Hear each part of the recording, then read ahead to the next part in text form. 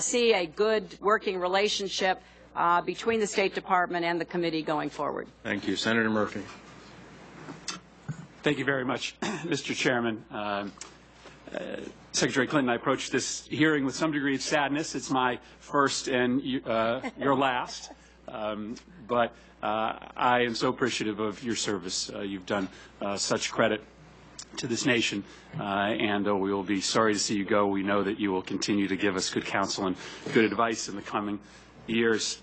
I think if some people on this committee want to call the tragedy in Benghazi the worst since 9/11, it misunderstands the nature of 4,000 Americans plus lost over 10 years of war in Iraq fought under false pretenses. It was fought under false pretenses, but it was also fought, I think, because we had a misunderstanding of what we could do and what we could manage in that region, what was under our control. And I guess my question to you, Secretary Clinton, is about what our expectations are going forward in North Africa.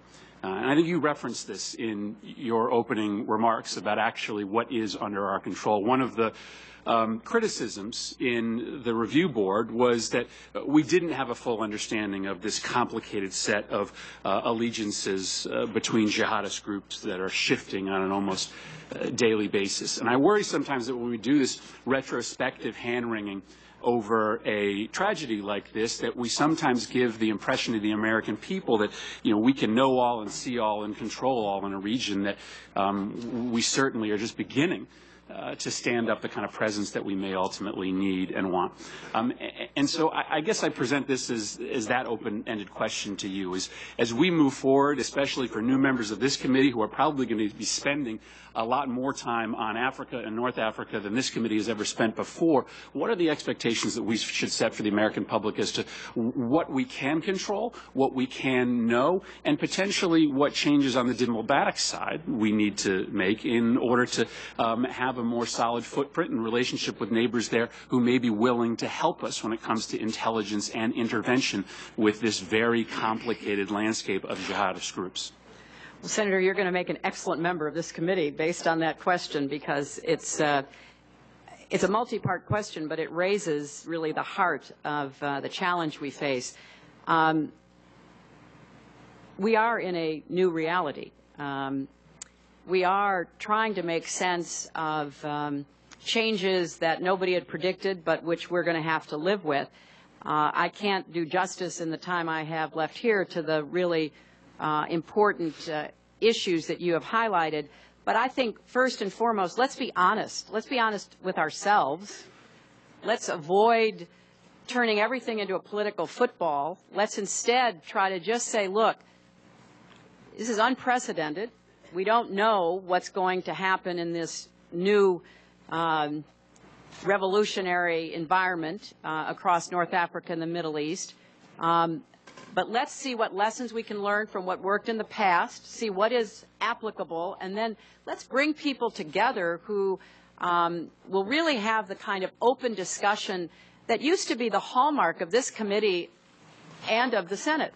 I mean, people used to have hearings where it wasn't to just have administration officials come up and, you know, ask the questions and go on from there, but really to delve into what works and what doesn't work. Bring in outside experts. Let them debate in front of you. Try to figure out what the best information going forward is. I mean, you know, over the last weeks, I've pulled writings from, you know, what you would call very conservative and very liberal commentators who kind of reach the same conclusion about what we should be doing in this region. We have to approach it with humility, but we've got some real assets if we deploy them right, and helping to rebuild security is essential. You know, we did it in Colombia. It took a decade. We did it directly in Colombia. We did it as a partner with others in Somalia.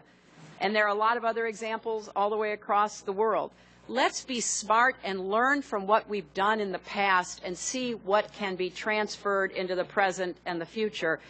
And let's be honest in trying to assess it to the best of our abilities. And I think with the new chairman and the new ranking member, from my conversations with both of them, I think this committee could play such an essential role in trying to answer your questions and put forth a policy that wouldn't go lurching from administration to administration, but would be a steady one, like we did with Colombia, like we did in the Cold War.